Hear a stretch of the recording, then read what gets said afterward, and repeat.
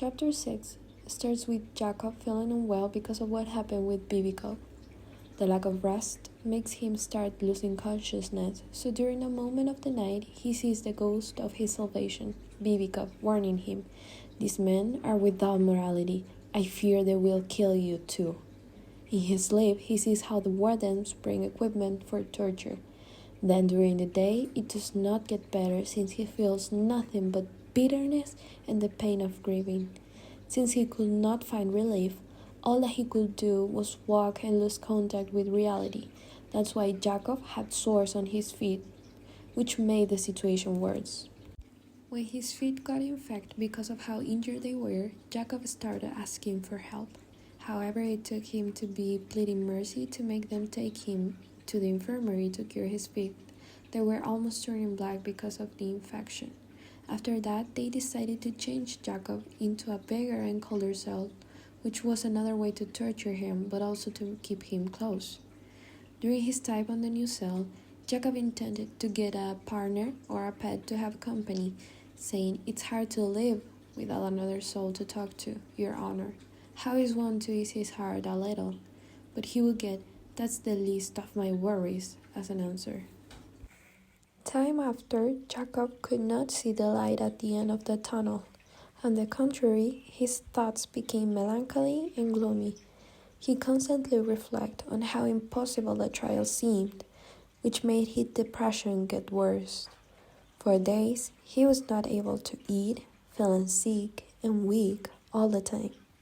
The constant abuse had him having nightmares that pushed him out of reality even more. At that point, Jacob wanted to die. The only thing Jacob could think was, "When will my trial be?" Often having no answer. The chapter starts with Jacob on his cell. He was very stressed. He was thinking that he might lose his sanity because he has nothing to do on the cell. Then one day, Signac gave him a copy of the New Testament, and at the beginning he didn't read it, but eventually he did, and he was very touched by the crucifixion. So in order to improve his mind, he started to learn some of the gospel verses by heart, and everything was fine until Kagan accused Jacob of having the book, so they took it from him. And everything was like the star. He has nothing to do, he has nothing to read, and he was so stressed about it. One day, Jacob received a letter from Marfa. It was addressed to the murder of Xenia Golov. It was like Marfa wanted him to confess to the murder, and the letter raised many questions for Jacob. The next day, the letter was gone. It had disappeared, and the deputy warden only let Jacob write back if his letter included a confession of guilt, but Jacob disagreed, so he decided to not write back. Then Jacob started to have nightmares, and he started to questioning if he went crazy, and he even thought about if he might confess to the crime of which he has accused, but he didn't. One night, Shmuel appeared, and he told Jacob that he read about a nameless Jew who had been accused of murdering a Christian child, and he had sensed that it was Jacob. And one time he tried to send Jacob a package, but it was returned because they say that there was no such prisoner. So Shmuel wanted to know why he was in this trouble and if he was okay. So in this chapter, Jacob thought of all the good that might possibly follow Shmuel's visit. People who could do something now to help him might now hear about his situation. The warden had heard from an informant that there had been voices last night and extracted an admission from Shidniak that Jacob had a visitor. Jacob told to the warden that he didn't know the visitor. He said that the visitor only wanted to know if he was hungry. After that, Shitniak was replaced by a guard named Berensky, who was an ex-soldier who practiced his markships using a Jacob, but instead of shooting him really, he would just say bang to him. On the other hand, Jacob hopes that the visit of Shmuel turned into a wish that he had not visited him at all, because since that day, Jacob was not chained, but now he was chained to the wall during the days, and also chained in the bed during the night. So Jacob's life had no variations. One day was like the others. They were all the same. He wanted to die, but he wanted to the wardens be responsible for his death. After a dream and the sixth search, Jacob changed his opinion. He wanted a trial, not his death, but he felt that the evidence was weak and there will never be a trial. But he hoped that he would finally be allowed to contact a lawyer.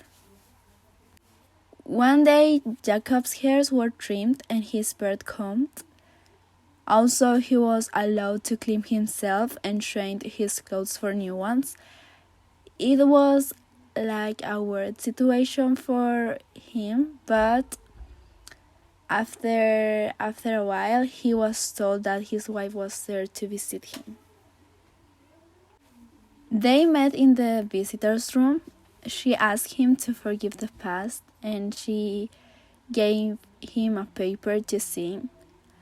This paper was a confession, but she didn't care about the confession. She only wanted to see him and tell that she had given birth to a boy, who she named Shem.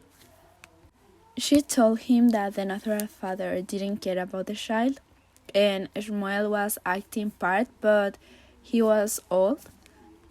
After a long conversation, Jacob said that he would write a note saying that Shem was his son, but there was a problem because he couldn't pass anything to Raisi except for the confession.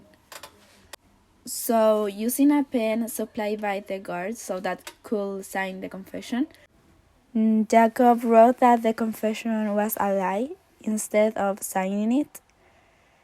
Then on the envelope he put a statement declaring himself to be Shem's father. Reis told him the date to put by his signature. It was February of 1913. So then Reis hid the envelope and gave the unsigned confession to the guard. The main characters of the book. Jacob Book. He's the main character of the plot. He's Jewish and works as a handyman or a fixer in his shtetl, which is the village he used to live in. When his wife left him and saw there was an entire new world apart from the shtetl, he left his home to seek fortune on the outside. However, when he arrives in Kiev, all sorts of unfortunate circumstances and situations like politics, history, and murder will interfere what he wanted to accomplish in the first place, getting fortunes. Shmuel. He's a father figure for Yaakov. He lives near Yaakov in the village at the beginning of the story.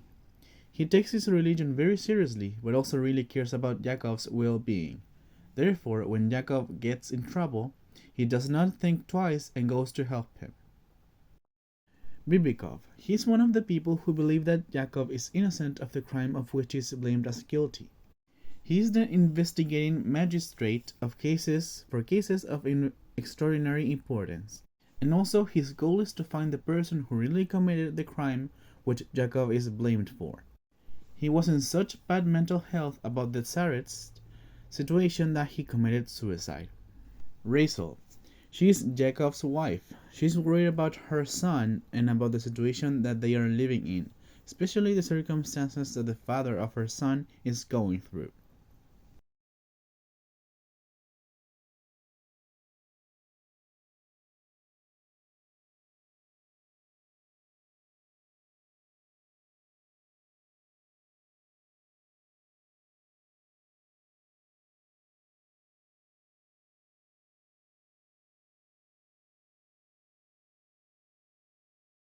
Sidyak. He's a guard at the prison where Yakov is held. He gets in trouble for allowing Shmuel to visit Yakov, and after knowing the situation, he is forced to switch with another guard to not let the situation happen again. The Deputy Warden. He's the villain of the story. He's really cruel and forces Yakov to confess the crime that he allegedly did.